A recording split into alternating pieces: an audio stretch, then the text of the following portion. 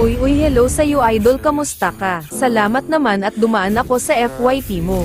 Nag-classic ako dito guys at di ko in-expect na may ganito pa palang player sa mundo na sobrang nakakataba ng puso. At syempre pagkasimula ng laro guys ay ginawa ko agad yung nakasanayan gamit si Aldes na di na bago sa karamihan yung pag-cut ng lane. Nung una inakala kong inaasar lang ako ni Idol kasi kita nyo naman na tinitipihan ako habang nagpapastack. Pero panoorin nyo naman kung hanggang saan niya ako titipi-tipihan. At lagi akong sinusundan kung saan ako magpapastock. Kaya naman bumawi din ako ng tipi kasi inakala kong inaasar niya ako kasi stock lang kailangan ko para sumakit yung Aldes ko. Kita nyo naman guys na di ako tinatantanan ni Idol at minsan ay hinihit pa niya yung creep nang hindi ko alam kung anong dahilan. At balak pa sana akong sundan ni Idol, ang kaso naisip niya siguro na magagap siya sa level kaya naman kinat niya muna yung minion wave na galing sa amin. Dahil nagtataka pa rin ako guys kaya naman tamang abang na lang ako sa minion wave para makapag-stop.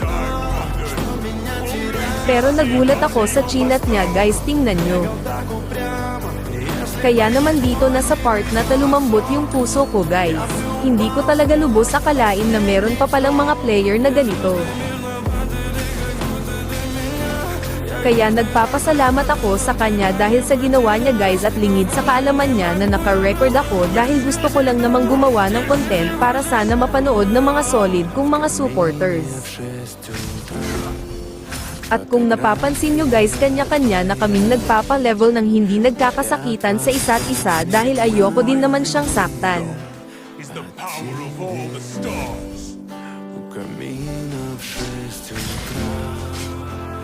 At dito nagkataon na dumalaw yung kakampi kong Natalia guys kaya pinanood ko na lang sila.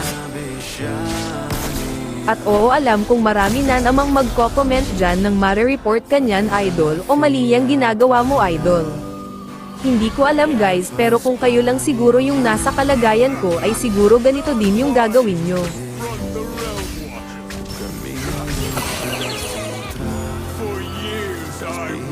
Dito nagulat ako kasi tingnan nyo naman kung anong ginawa niya, parang gusto na yata nito kalabanin kakampi niya, hahaha.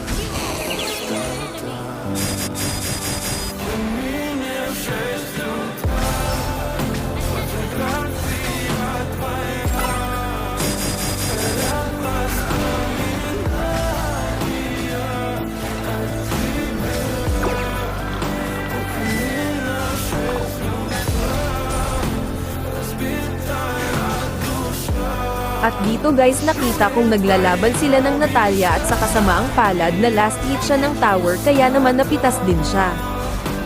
Kaya naman tinanong ko siya. Pero sagot niya na sa loob pala ng tower yung Natalia kaya siya na last hit. At siya nga pala mga idol, sa gusto malaman yung build ko ay ito.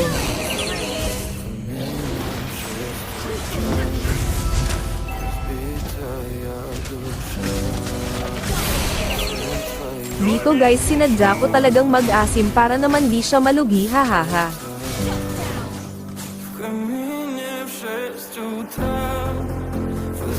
Hanggang sa naisipan kong imbitahan siya guys na panoorin yung video namin dahil sabi ko sa kanya na i-upload ko to at sana mag-comment ka idol ko.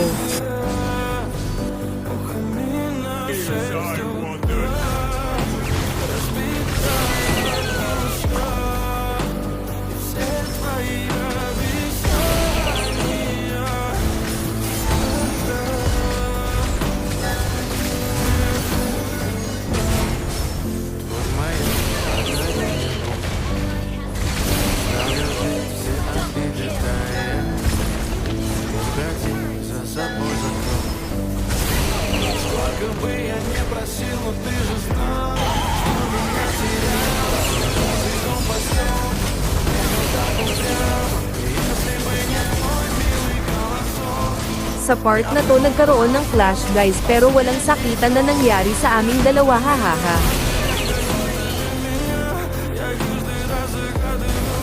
At dito masyado akong nag-asim kaya naman napachat si Idol.